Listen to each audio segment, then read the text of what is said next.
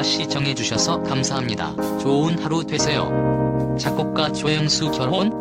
조영수 두 가족이 아픈 결혼을 반대했다. 국내 작곡가 중 최고 가부는 누굴까?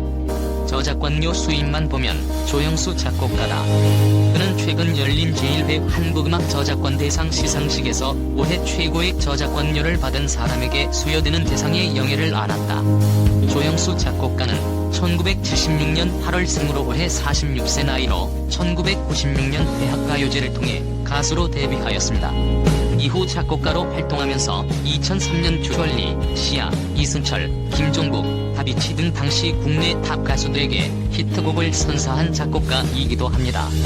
2009년 국정감사를 통해 처음 공개된 조영수의 한 해 저작권료 수입은 11억 910만원. 그의 올해 수입은 이때보다 더 많은 것으로 알려졌다. 특히 그는 지난 2007년부터 2011년까지 5년 연속 이 자리를 지키고 있다. 5일 서울 논현동 작업실에서 만난 그는 이와 관련해 일단 세금은 잘 내고 있다고 너스레를 떨며 굉장히 기쁘고 보람을 느낀다. 하지만 제 입으로 직접 이야기하기는 민망하다고 애시시 웃었다. 돈을 많이 벌어서가 아니라 그만큼 많은 고기 대중에게 사랑을 받았다는 사실이 흐뭇하다는 게 그의 설명이다.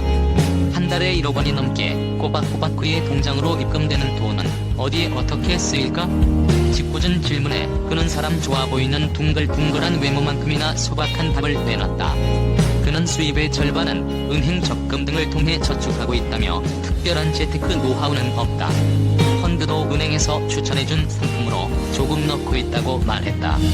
이어 술도 안 마시고 잘 놀지도 못하기 때문에 의식주를 해결하는 그대에는 겉으로 돈을 쓸 데가 없다고 덧붙였다. 현재 소속사 넥스타 엔터테인먼트는 본인이 대표이며 가수라면 누구나 조영수 씨에게 노래를 받고 싶어 하는데 그만큼 뛰어난 작곡이나 작사 실력으로 성공할 거라는 예감이 있어서겠죠. 사실 많은 음원으로 버는 수입이 얼마인지도 궁금하고 재산 규모도 궁금한데 특별한 정보가 아직 없습니다. 그리고 아직 결혼을 하지 않는 미혼인데 왜? 소문에는 눈이 높다는 말도 있는데 아직까지 마음에 드는 인연을 못 만난 거겠죠. 밤낮이 바뀌기 쉬운 작곡가라는 직업 특성상 연애하기가 어렵다 보니 데이트 비용도 나갈 리 없다는 그는 이제 결혼하고 싶다고 했다. 그는 키가 작고 귀여운 아담한 스타일의 착한 사람이 이상형이라며 그런데 결혼해도 돈 관리는 가능하면 내가 하고 싶다는 야심찬 포부를 밝혔다. 결혼이라는 건 쉽게 결정할 수 없는 일이지만 나이가 들수록 인생의 경험을 알기 때문에 결혼에 대한 부담감과 책임감이 더 느껴져 결혼하는 일이 쉽지 않다고 하는데 아직은 나이가 43세니까 충분히 가능성은 있습니다. 사회적 성공도 중요하지만 인생을 성공했다고 온전하게 말할 수 있을 때는 바로 결혼이란 것에 올인했을 때가 아닐까 이런 생각도 드는데 요즘은 오히려 혼자 사는 삶을 선호하는 경우가 많아 정말 결혼하고 싶은 사람을 만나지 못한 걸까? 조영수 씨 노래를 좋아하는 팬 입장에서 말씀드리는 거고요.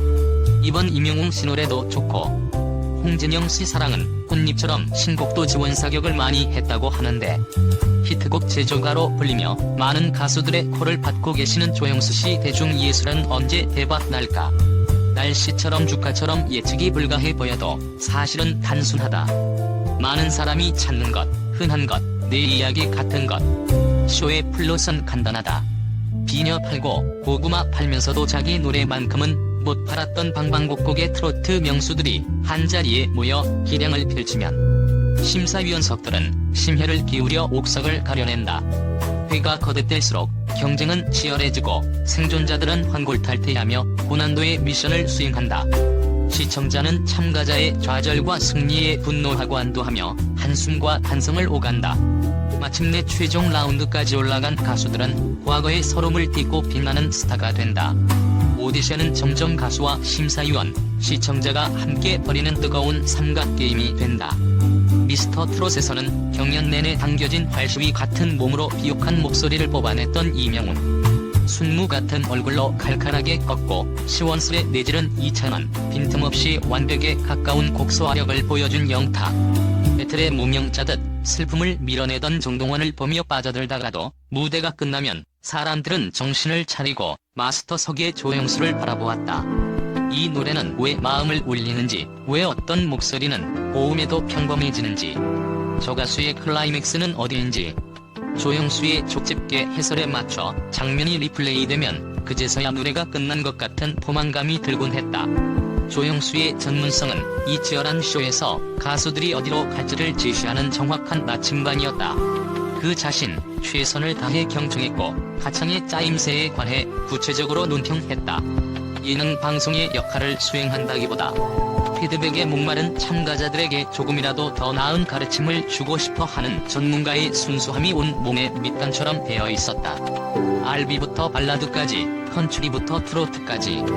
현재 대한민국에서 가장 다양한 장르의 히트곡을 가진 힘있는 작곡가임에도 그 태도의 우월감이나 위계가 보이지 않았다.